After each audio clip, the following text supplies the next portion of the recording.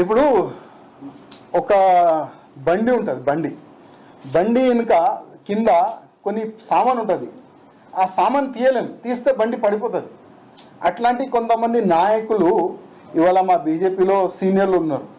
వాళ్ళపైన ఏం చేయలేము, వాళ్ళకి తీయలేము, తీస్తే పార్టీకి నష్టం. దాని గురించి ఏదో నడిపిస్తున్నారు మా పెద్దలు కూడా. పార్టీ ఎప్పుడు కూడా నష్టపోదు. ప్రతి ఒక్క బీజేపీ కార్యకర్తకి నా ఒక రిక్వెస్ట్, ఏ విధంగా మీరు కష్టపడ్డారు ఇదే విధంగా మీరు కష్టపడండి.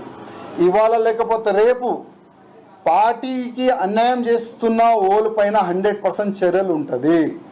ఇవాళ లేకపోతే రేపు వీరు జరుగుతారు, మీరు ఇక్కడ వస్తారు. ఏ కార్యకర్తలు కూడా బాధపడొద్దు. మీరు పార్టీకి ఏ విధంగా పనిచేస్తాం అట్లా చేసుకుంటా ముందుకు వెళ్ళాలి. కేంద్ర పార్టీ పెద్దల్ని కలుస్తా అన్నారు, ఏమన్నా ప్లాన్ చేశారా? పోయే ఆలోచనలు ఉన్నారా? కలిసేందుకు అది మంచి సమయం ఇంకా రాలేదనుకుంటున్నా. కానీ ఇవాళ లేకపోతే రేపు సమయం వచ్చిన తర్వాత కలుద్దాం. పిలుపు వస్తా, ఐఎమ్ రెడీ, పిలుపుకి రెడీ ఉన్నా. కానీ కలిసే ముందు నా బాధలు చెప్తా, నా పైన జరిగిన అన్యాయం గురించి చెప్తా.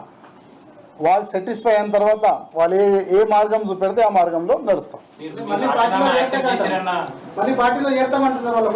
ఇప్పుడు ఇండిపెండెంట్ ఉన్నా సార్. ఇప్పుడు నేను కాంగ్రెస్లో వెళ్ళలేను, బీఆర్ఎస్లో వెళ్ళలేను, ఏ సెక్యులర్ పార్టీలో వెళ్ళలేను. ఎందుకంటే హిందుత్వం మొత్తం నిండి ఉన్నాయి కదా, వేరే పార్టీ మ్యాచ్ కాదు. అందుకోసం నేను వెయిటింగ్. కానీ వెళ్ళే ముందు నేను ఇక్కడ చేస్తున్న అన్యాయం గురించి కేంద్రం అధికారులకి, మా అధికారులకి చెప్తాను.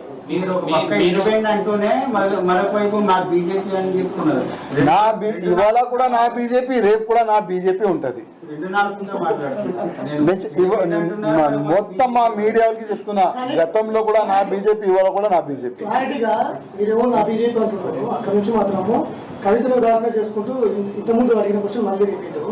కవితను ఉదాహరణ చేస్తూ మాట్లాడుతున్నారు. కవిత రాజీనామా చేసింది, పార్టీకి పదవికి అన్నిటికీ రాజీనామా చేసింది. రాజకీయం కూడా చేయాలి. నేను చేయను. నా గోషామేళ ప్రజలు నాకు గెలిపిస్తున్నారు. నాకు ఎలక్షన్లో ఇట్లాంటి కూడా సపోర్ట్ చేయలే. ఎప్పుడు కూడా ఎలక్షన్లో నాకు ఏమి కూడా సపోర్ట్ చేయలే.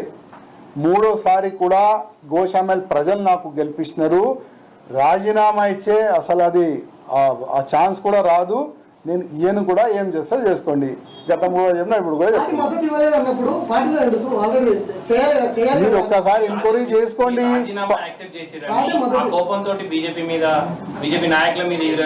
నేను ప్రతి ఒక్క మెసేజ్ మీరు చూసుకోవాలి. నేను ప్రతి ఒక్క మెసేజ్ తప్పు ఉంది అని కార్యకర్తలతో చర్చ చేసుకోండి.